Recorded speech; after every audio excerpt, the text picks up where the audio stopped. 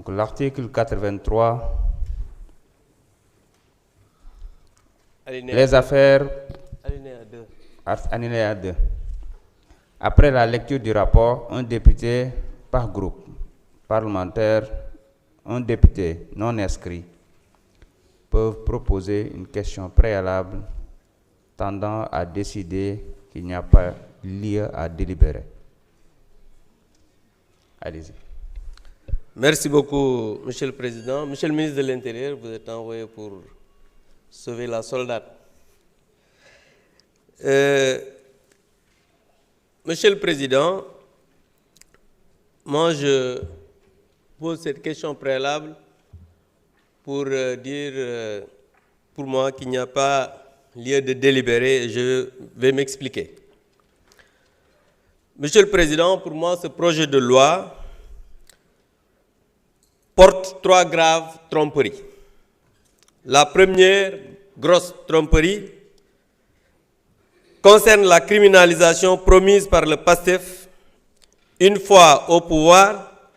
Pour toute réponse, on nous répond que de notre temps, nous l'avions refusé.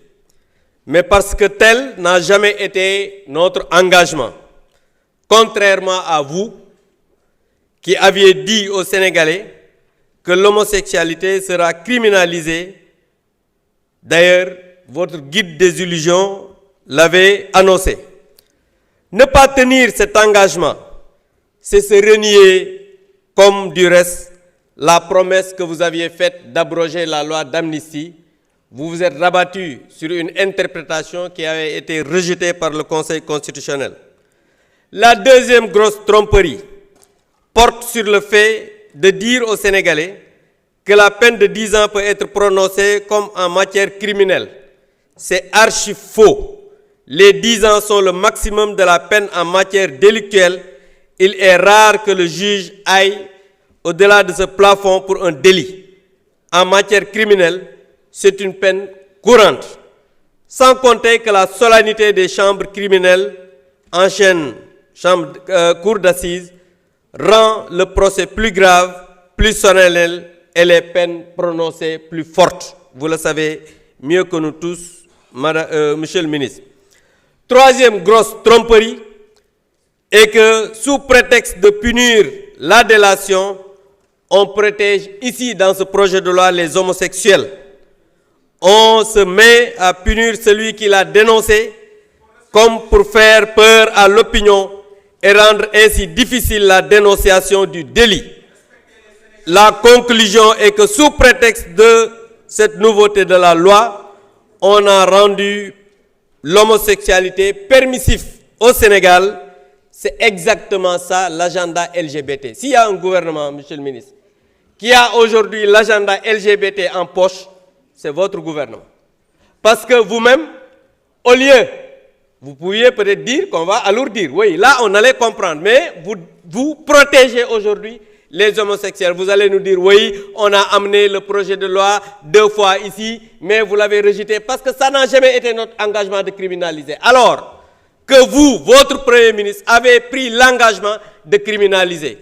Tay yalla daf ñu atté ak sénégalais yu bari yu nekk fi ñoo xamné ñi ngi àndoon ak tey ñii nga xam ne ñoo fi nekk tey dans l'opposition naan Macky Sall dafa bëgg a daganal góor jigéen Sénégal alors que lui devant le monde entier avec des dirigeants qui ont été là et plus forts la taxaw ne leen tant que maa ngi nekk président Sénégal du ma criminaliser wala ma du ma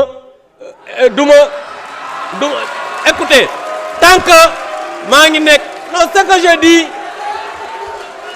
président il faut arrêter le micro il faut arrêter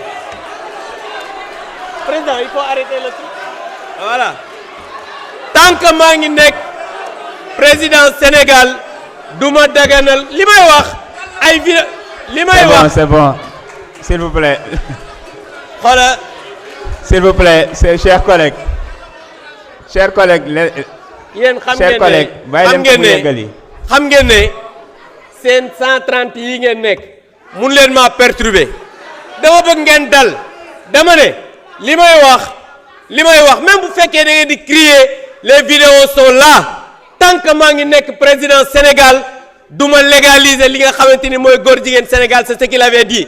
Alors que votre guide des illusions a amené ici Mélenchon mi nga xam ne moom mooy kullu défenseur góor jigéen ci àdduna bi mu indi ko fii muy xaritam. Aujourd'hui ku wax ne Ousmane Sonko wala kenn am na ay xaritu góor jigéen ñu jàpp ko dëgg la, mais dafa am ay xarit yoo xam ne dañuy défendre ay góor jigéen muy Mélenchon ñëpp gis ko mu indi ko fi yóbbu ko université ne dañuy tolérer li nga xam ne mooy homosexualité. Yàlla daf ñu àtte ak yéen parce que non seulement c'est un guide des illusions, mais vous êtes un régime qui ne dit pas la vérité. Vous êtes un régime boo xam ne du ngeen wax dëgg, du ngeen respecter li nga xamante ni nii moom mooy seeni engagement. Et aujourd'hui l'histoire nous a donné raison parce que vous aviez parlé de criminalisation. Même ceux qui étaient avec vous di wax waxu criminalisation aujourd'hui ci lan la ñu nekk naan non dugg na fi génn na fi. En tout cas tey l'histoire a montré que vous avez renié vos engagements et que loolu tàmm nañ ko ci yéen parce que nit koo xam ne lu mu wax du dëgg bu renier ay engagement du bett kenn. Je vous remercie.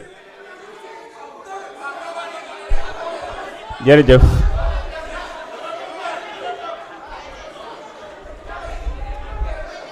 C'est bon.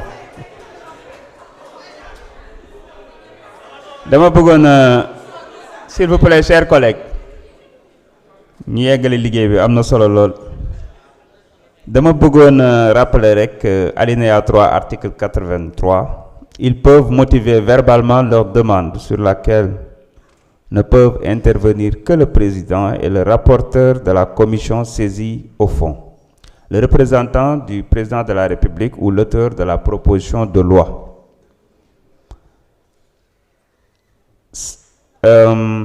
Monsieur le Président de la Commission des lois, Abdoulaye Tall, vous avez la parole.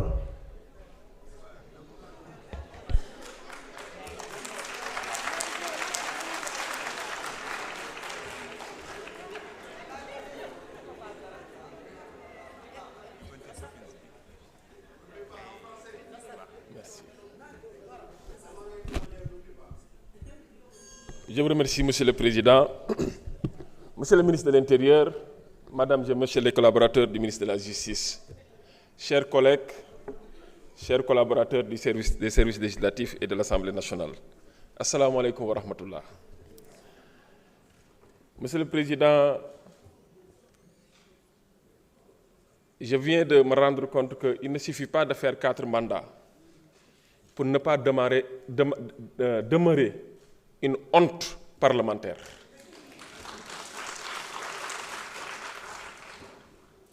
Aujourd'hui, la personne qui vient de parler vient de nous confirmer qu'en lieu et place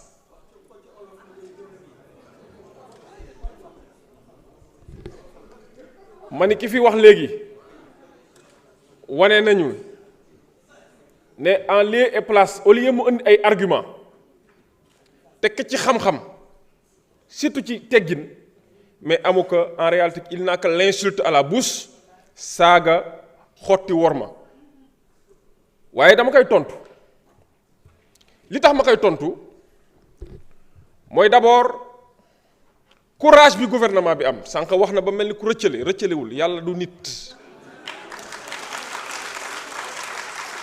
yàlla du nit bu doon yéen ak yéen rek ay mariage sax di ngeen ko gis ci mbedd mi ñaari tur yi ba ñetti tur waaye yàlla du nit bu doon yéen ak yéen rek Sénégal ne sera jamais un pays moralisé mais alhamdulillah sunu kilifa diine yi sunu kilifa aada yi ni ñu amee armée mu nekk buy défendre les frontières tey jii dañoo érigé wu en bouclier nekk de véritables sentinelles pour défendre l'intégrité de nos valeurs sociétales.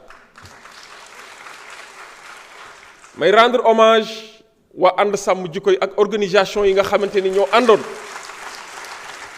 porter combat bi depuis le début may wax am na ko fi wax léegi naan diw dafa am ay xaritu nangam pourtant am na benn président de la république bu jógoon réewam ñëw fii fekk fi suñu président de la république nan kaan dama bëgg nga daganal mariage góor ak góor ak jigéen président bi mu fi fekkoon bu doon am na fit